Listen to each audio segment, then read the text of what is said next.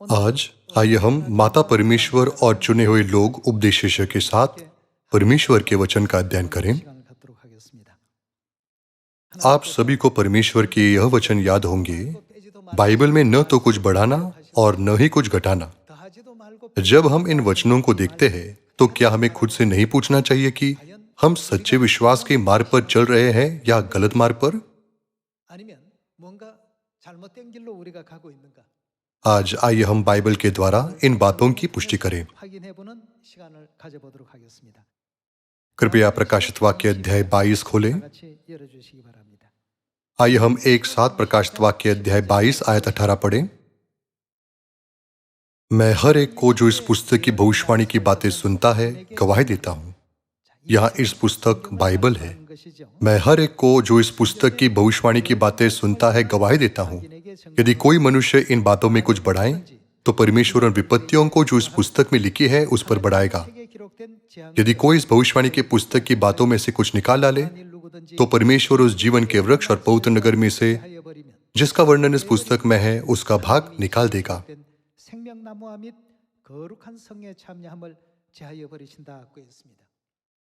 दूसरे शब्दों में, हमें परमेश्वर के वचनों में कुछ भी नहीं बढ़ाना चाहिए या उसमें से कुछ भी नहीं निकालना चाहिए। इस चेतावनी के आधार पर आइए हम माता परमेश्वर और चुने हुए लोग शीर्षक के अंतर्गत आज के उपदेश का अध्ययन करें। माता परमेश्वर पर विश्वास करने और माता परमेश्वर पर न विश्वास करने के बीच कौन सा विश्वास सही है? आइए हम पद 17 देखें। आत्मा और दुल्हन दोनों कहती है आ।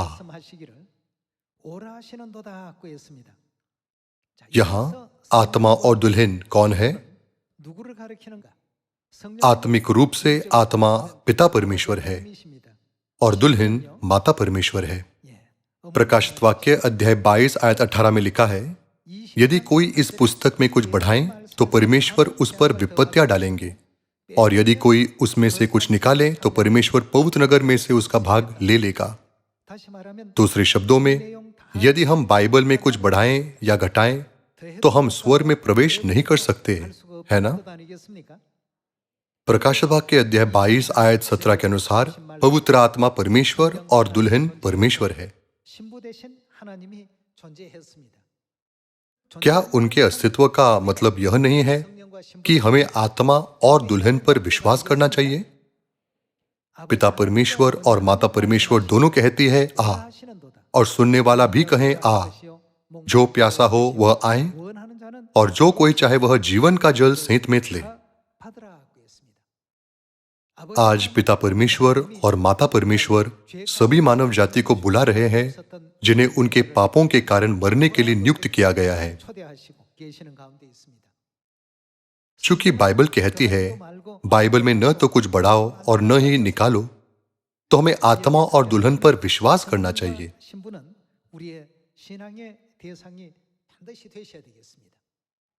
ऐसा क्यों है?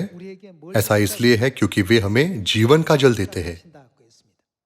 मानव जाति को अनंत जीवन के मार्ग पर कौन ले जाएगा? वे आत्मा और दुल्हन है जो पिता परमेश्वर और माता परमेश्वर है। प्रकाशित वाक्य अध्याय 22 आयत 17 के द्वारा बाइबल हमें सिखा रही है कि हम पिता परमेश्वर और माता परमेश्वर पर विश्वास रखने के द्वारा अनंत जीवन प्राप्त कर सकते हैं। इस प्रकार आज आइए हम उत्पत्ति अध्याय 1 पर जाकर उनके अस्तित्व की पुष्टि करें। आइए हम उत्पत्ति अध्याय 1 आयत 26 पर जाएं। फिर परमेश्वर ने कहा, हम मनुष्य को अपने स्वरूप के अनुसार अपनी समानता में बनाए, और वे समुद्र की मछलियों और आकाश के पक्षियों और घरेलू पशुओं और सारी पृथ्वी पर और सब रेंगने वाले जंतुओं पर जो पृथ्वी पर रेंगते हैं अधिकार रखें। तब परमेश्वर ने मनुष्य को अपने स्वरूप के अनुसार उत्पन्न किया। अपने ही स्वरूप के अनुसार परमेश्वर ने उसको उत्पन्न किया, नर और नारी करके उसने मनुष्य की सृष्टि की। उत्पत्ति अध्याय 1 आयत 26 में हम पुष्टि कर सकते हैं कि परमेश्वर जिन्होंने मानव जाति को बनाया है वह एक वचन नहीं है ना? यह इसलिए क्योंकि परमेश्वर ने कहा, हम मनुष्य को अपने स्वरूप के अनुसार अपनी समानता में बनाए। परमेश्वर ने अभिव्यक्ति हम का उपयोग किया। जब अभिव्यक्ति हम का उपयोग किया जाता है तो यह कभी भी केवल एक व्यक्ति को नहीं दर्शाता है ना? परमेश्वर ने यह कहने के बाद कि हम मनुष्य को अपने स्वरूप में बनाएं, आइए हम आयत 27 देखें कि कौन बनाए गए थे। तब परमेश्वर ने मनुष्य को अपने स्वरूप के अनुसार उत्पन्न किया। अपने ही स्वरूप के अनुसार परमेश्वर ने उसको उत्पन्न किया, नर और नारी करके उसने मनुष्य की सृष्टि की। जब परमेश्वर ने कहा हम मनुष्य को अपने स्वरूप के अनुसार अपनी समानता में बनाएं, तब उन्होंने नर और नारी की सृष्टि की।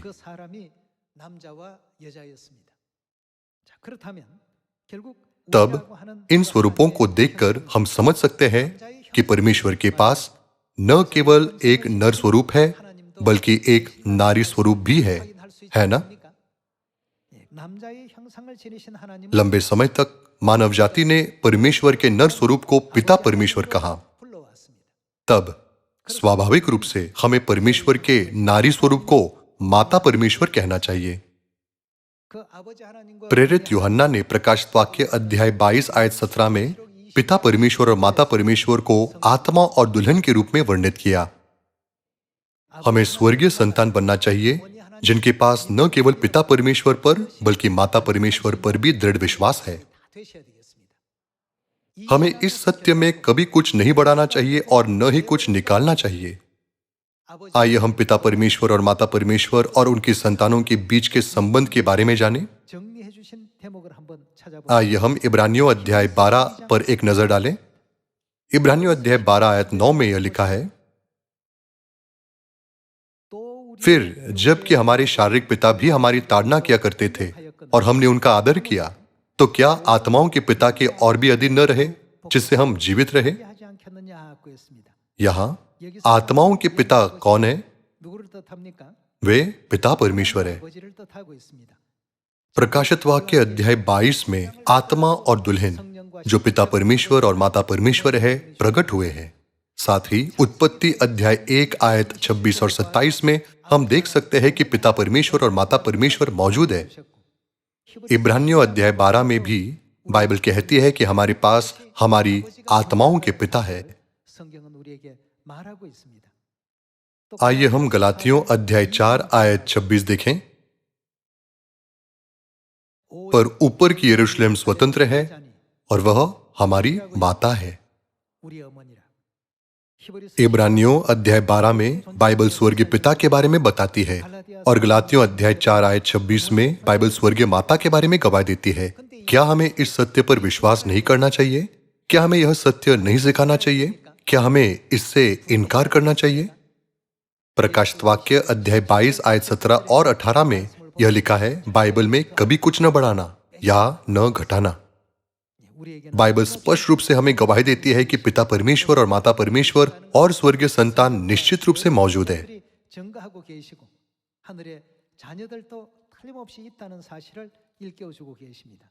आइए हम दूसरा कुरिन्थियों अध्याय 6 आयत 17 पर जाएं। दूसरा कुरिन्थियों अध्याय 6 आयत 17। इसलिए प्रभु कहता है, उनके बीच से निकलो और अलग रहो और अशुद्ध वस्तु को मत छुओ, तो मैं तुम्हें ग्रहण करूंगा और मैं तुम्हारा पिता होऊंगा और तुम मेरे बेटे और बेटियां होंगे। यह सर्वशक्तिमान प्रभु परमेश्वर का वचन है। यह मनुष्य की गवाही नहीं है, परंतु यह किसकी गवाही है? बाइबल स्पष्ट रूप से गवाही देती है कि यह सर्वशक्तिमान परमेश्वर की गवाही है। यह परमेश्वर का वचन है जिसे बदला नहीं जाना चाहिए, है ना? आज अनगिनत धार्मिक संगठन और लोग हैं जो परमेश्वर पर विश्वास करने का दावा करते हैं, लेकिन परमेश्वर के राज्य में कौन प्रवेश कर सकता है? स्वर्ग में प्रवेश करने के किसी भी वादे के बिना लोग आंख बंद करके विश्वास का जीवन जीते हैं। अंतिम दिन पर वे कहेंगे, हे प्रभु, हमने तेरे नाम से भविष्यवाणी की, दृष्ट आत्माओं को निकाला और बहुत से चमत्कार किए, इसलिए कृपया हमें स्वर्ग में प्रवेश करने की अनुमति दो। तब मैं उनसे खुलकर कह दूंगा, मैंने तुमको कभी नहीं जाना है, कुकर्म करने वालों, मेरे पास से चले जाओ। क्या आप इस स्थिति में रहना चाहते हैं? क्या विश्वास के मार्ग पर चलना अनुग्रह पूर्ण नहीं होगा, जिसमें स्वर्ग के राज्य में प्रवेश करने की परमेश्वर की निश्चित प्रतिज्ञा है?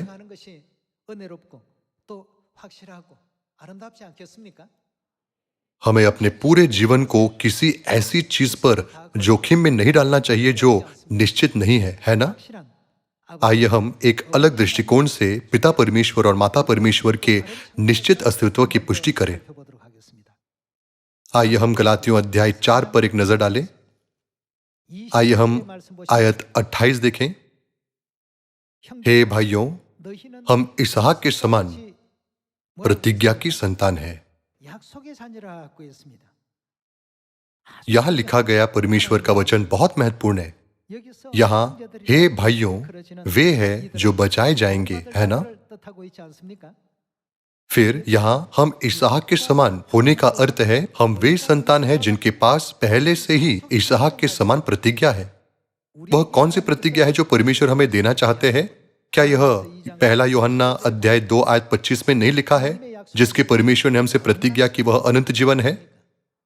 दूसरे शब्दों में अनंत जीवन का अर्थ है उद्धार। इस प्रतिज्ञा में गारंटी है कि हम निश्चित रूप से स्वर्ग के राज्य में प्रवेश कर सकते हैं।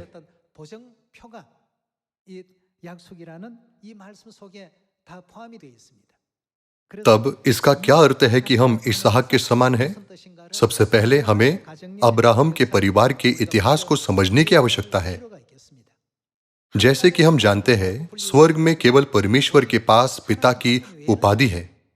लेकिन जब हम लूका के सुसमाचार को देखते हैं तो लिखा है पिता अब्राहम। परमेश्वर को अब्राहम के रूप में व्यक्त किया गया है। तब इसहाक और अब्राहम के बीच क्या संबंध है? उनके बीच पिता और पुत्र का संबंध है।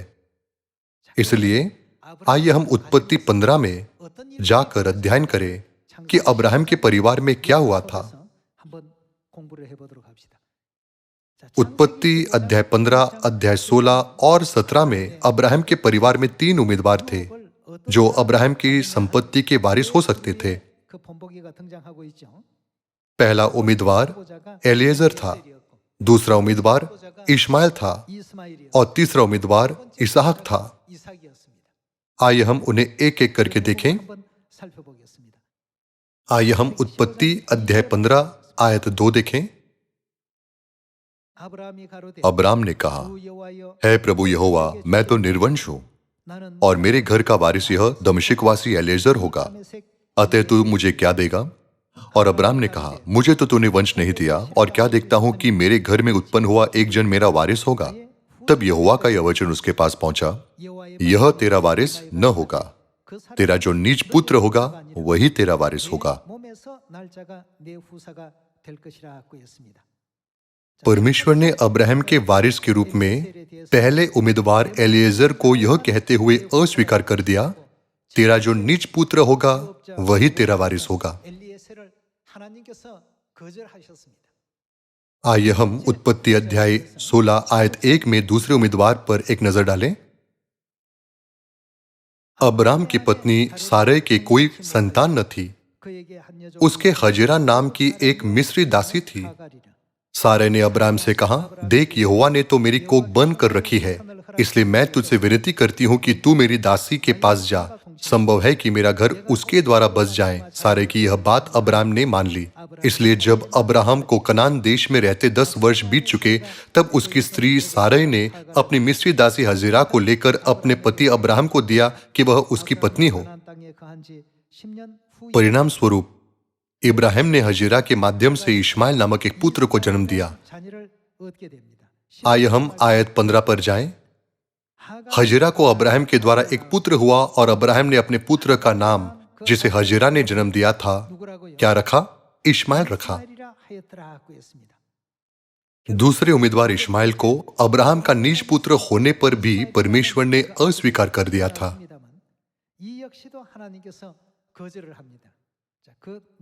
आइए हम अध्याय 17 पर जाएं। उत्पत्ति अध्याय 17 आयत 15 में यह कहता है, फिर परमेश्वर ने अब्राहम से कहा, तेरी जो पत्नी सारै है उसको तो अब सारै न कहना, उसका नाम सारा होगा।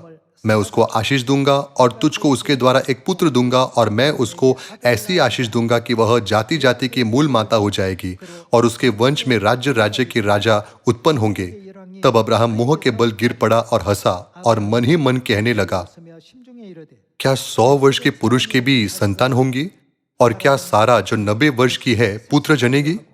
और अब्राहम ने परमेश्वर से कहा, इश्माएल तेरी दृष्टि में बना रहे, यही बहुत है। इसके द्वारा अब्राहम का अर्थ था, क्या वह आपकी आशीष के अधीन नहीं रह पाएगा और आखिरकार मेरी सारी विरासत प्राप्त करेगा? अब्राहम ने परमेश्वर से इस तरह से पूछा क्योंकि उसने महसूस किया कि परमेश्वर उसके परिवार में वारिस के लिए बहुत चिंतित थे। आइए हम आयत 19 देखें। तब परमेश्वर ने क्या कहा? परमेश्वर ने स्पष्ट रूप से अपनी दृढ़ इच्छा दिखाई कि इश्माएल उसका वारिस नहीं होगा। तो परमेश्वर ने कहा, निश्चय तेरी पत्नी सारा के तुझसे एक पुत्र उत्पन्न होगा और तू उसका नाम इसहाक रखना और मैं उसके साथ ऐसी वाचा बांधूंगा जो उसके पश्चात उसके वंश के लिए युग युग की वाचा होगी। अब्राहम के परिवार में 3 उम्मीदवार थे।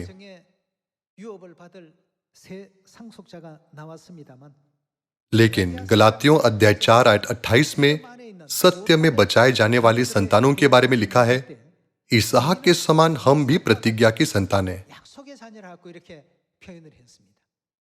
परमेश्वर ने इसहाक को क्या प्रतिज्ञा दी? इसहाक इस प्रतिज्ञा की संतान कैसे बन सका? किस बात ने इसहाक को प्रतिज्ञा की संतान बनने दिया? हमें एक बार फिर इसकी पुष्टि करनी चाहिए। परमेश्वर ने अब्राहम के वारिस के रूप में एलिएजर को क्यों अस्वीकार किया? उसके पिता और माता दोनों दास थे। पुराने नियम की व्यवस्था के अनुसार एक दास को पीढ़ियों तक दास के रूप में अपना पूरा जीवन जीना पड़ता था। न तो उसके पिता और न ही उसकी माता स्वतंत्र थी। यह बहुत महत्वपूर्ण है। इस प्रकार परमेश्वर ने एलिएजर को अब्राहम का वारिस नहीं माना। दूसरा उम्मीदवार इश्माएल अब्राहम से पैदा हुआ था, लेकिन उसकी माता हजेरा थी जो सारा की दासी थी।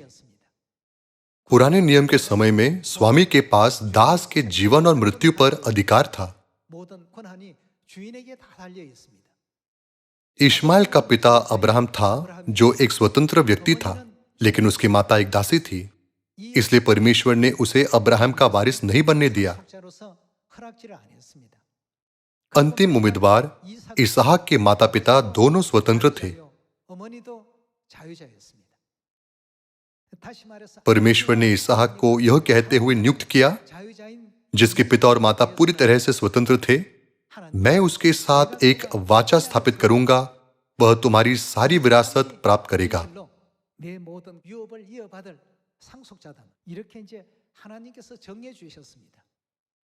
अब्राहम के परिवार का इतिहास एक बहुत ही महत्वपूर्ण भविष्यवाणी है, जिसके द्वारा परमेश्वर हमें सिखाते हैं कि कैसे सारी मानव जाति इस युग में प्रतिज्ञा की संतान बन सकती है।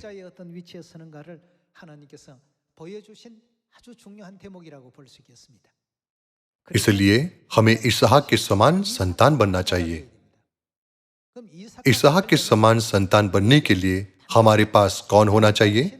हमारे पास हमारी स्वर्गीय माता होनी चाहिए। एलिएजर को अब्राहम के उत्तराधिकारी के रूप में अस्वीकार कर दिया गया था क्योंकि उसके पिता और माता दास थे। इश्माएल को भी अस्वीकार कर दिया गया क्योंकि उसकी माता एक दासी थी, भले ही उसके पिता स्वतंत्र थे। चूंकि इसहाक के पास एक स्वतंत्र पिता था और एक माता थी जो स्वतंत्र थी, इसलिए परमेश्वर ने इसहाक को अब्राहम की सारी विरासत दी। लेकिन उस समय इज़राइल में पहलौठे पुत्र को पहलौठे का अधिकार दिया जाता था। पहलौठे पुत्र को स्वतः ही सारी विरासत मिल जाती थी। चूंकि इश्माएल इसहाक से 14 वर्ष बड़ा था, इसलिए उसे अब्राहम की सारी संपत्ति विरासत में प्राप्त होनी चाहिए। लेकिन परमेश्वर ने कहा वह तेरा वारिस नहीं होगा। परमेश्वर ने केवल इसहाक को विरासत की अनुमति दी। पैतृक वंश के अनुसार इश्माएल और इसहाक दोनों अब्राहम के पुत्र थे। फिर उनमें क्या अंतर था? इश्माएल की माता दासी थी और इसहाक की माता स्वतंत्र थी।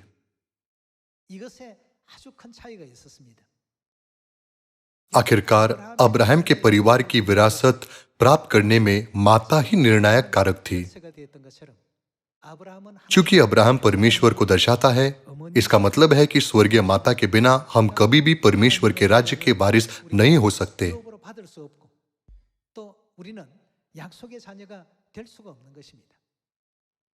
हे भाइयों, हम इसहाक के समान प्रतिज्ञा की संतान हैं। कृपया इस बारे में ध्यान से सोचें। हमें इसहाक के समान क्यों बनना चाहिए? इसहाक के समान बनने के लिए हमारी माता कौन होनी चाहिए? यह लिखा है, ऊपर की यरूशलेम स्वतंत्र है और वे हमारी माता है। जिनके पास स्वर्गीय माता नहीं है, वे इसहाक के समान प्रतिज्ञा की संतान नहीं बन सकते। वे कभी भी प्रतिज्ञा की संतान नहीं बन सकते। आज समुद्र के किनारे की रेत के समान बहुत से लोग परमेश्वर पर विश्वास करने का दावा करते हैं, लेकिन वे कभी भी प्रतिज्ञा की संतान नहीं बन सकते, क्योंकि वे स्वर्गीय माता पर विश्वास नहीं करते जो स्वतंत्र है।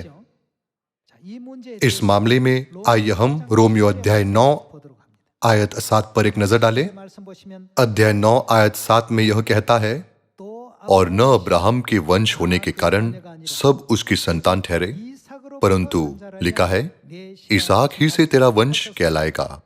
अर्थात किसकी संतान परमेश्वर की संतान गिने जाते हैं? शरीर की संतान परमेश्वर की संतान नहीं, परंतु प्रतिज्ञा की संतान वंश गिने जाते हैं। आइए हम रोमियो अध्याय 11 पर जाएं। रोमियो अध्याय 11 आयत 3 में लिखा है, हे प्रभु, उन्होंने तेरे भविष्यवक्ताओं को घात किया और तेरी वेदियों को ढा दिया है, और मैं ही अकेला बचा हूं, और वे मेरे प्राण के भी खोजी है। परंतु परमेश्वर से उसे क्या उत्तर मिला? मैंने अपने लिए 7,000 पुरुषों को रख छोड़ा है, जिन्होंने बाल के आगे घुटने नहीं टेके हैं। ठीक इसी रीति से इस समय भी अनुग्रह से चुने हुए कुछ लोग बाकी है। रोमियो अध्याय 9 आयत 7 में लिखा है, और न अब्राहम के वंश होने के कारण सब उसकी संतान ठहरे, परंतु लिखा है इसहाक ही से तेरा वंश कहलाएगा। वचन 8 में लिखा है, अर्थात शरीर की संतान परमेश्वर की संतान नहीं, परंतु प्रतिज्ञा की संतान वंश गिने जाते हैं। आइए हम आयत 27 के साथ जारी रखें। रोमियो अध्याय 9 आयत 27, और यशायाह इज़राइल के विषय में पुकार कर कहता है, चाहे इज़राइल की संतानों की गिनती समुद्र के बालू के बराबर हो, तो भी उसमें से थोड़े ही बचेंगे। यह लिखा है, चाहे इज़राइल की संतानों की गिनती समुद्र के बालू के बराबर हो, तो भी उनमें से थोड़े ही बचेंगे। रोमियो अध्याय 11 आयत 4 में यह भी लिखा है, मैंने अपने लिए 7,000 पुरुषों को रख छोड़ा है, जिन्होंने बाल के आगे घुटने नहीं टेके हैं। ठीक इसी रीति से इस समय भी अनुग्रह से चुने हुए कुछ लोग बाकी है। रोमियो अध्याय 9 प्रतिज्ञा के संतान के बारे में बताता है, और अध्याय 11 दिखाता है कि प्रतिज्ञा के संतान चुने हुए कुछ लोग हैं। प्रेरित यूहन्ना को दिए गए प्रकाशन के अनुसार शेष लोग स्त्री की संतान है। आइए हम प्रकाशित वाक्य अध्याय 12 आयत 17 पढ़ें। तब अजगर स्त्री पर क्रोधित हुआ, और किसकी संतान? उसकी शेष संतान से। उनकी विशेषताएं क्या है? जो परमेश्वर की आज्ञाओं को मानते और यीशु की गवाही देने पर स्थिर है, लड़ने को गया, और वह समुद्र के बालू पर जा खड़ा हुआ। अब्राहम के परिवार में प्रतिज्ञा की संतान चुने हुए लोग हैं, और चुने हुए लोग स्त्री की शेष संतान है। इसलिए इसहाक के समान शेष लोगों का हिस्सा बनने के लिए हमारे पास कौन होनी चाहिए? हमारे पास माता परमेश्वर होनी चाहिए। यद्यपि इजरायलियों की संख्या समुद्र के किनारे की बालू के समान है, फिर भी बहुत कम लोग बचेंगे। वे कौन है? वे प्रतिज्ञा की संतान है, शेष लोग हैं। तब प्रतिज्ञा की संतान कौन है? प्रकाशित वाक्य अध्याय 12 आयत 17 के अनुसार वे स्त्री की शेष संतान है। दूसरे शब्दों में वे माता परमेश्वर की संतान है। बाइबल हमें जगाती है कि भले ही इस पृथ्वी पर अनगिनत लोग हैं, लेकिन केवल माता परमेश्वर की संतानों को ही उद्धार मिलेगा।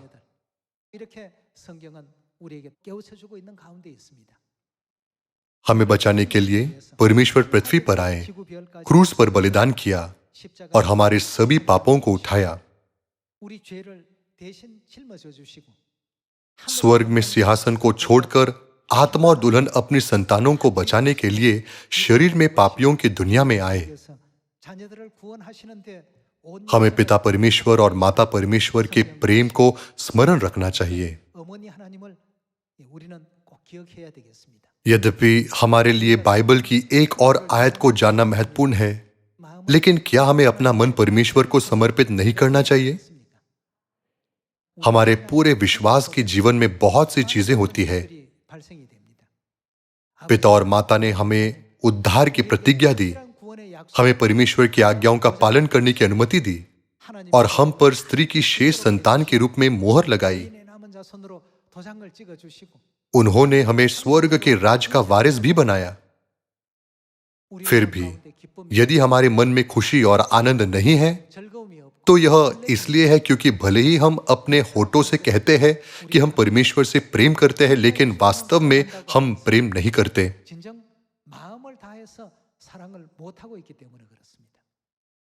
यदि हम उन लोगों के साथ सुसमाचार के मार्ग पर चल रहे हैं जिनसे हम वास्तव में प्रेम करते हैं, तो यह मार्ग हर दिन हर्षित होना चाहिए। आइए हम सोचें, परमेश्वर हमसे प्रेम करते हैं, लेकिन हम वास्तव में परमेश्वर से कितना प्रेम करते हैं? अब से हमें न केवल हमारे स्वर्गीय पिता और माता से प्रेम प्राप्त करना चाहिए, बल्कि हमें हर दिन परमेश्वर से प्रेम करना चाहिए।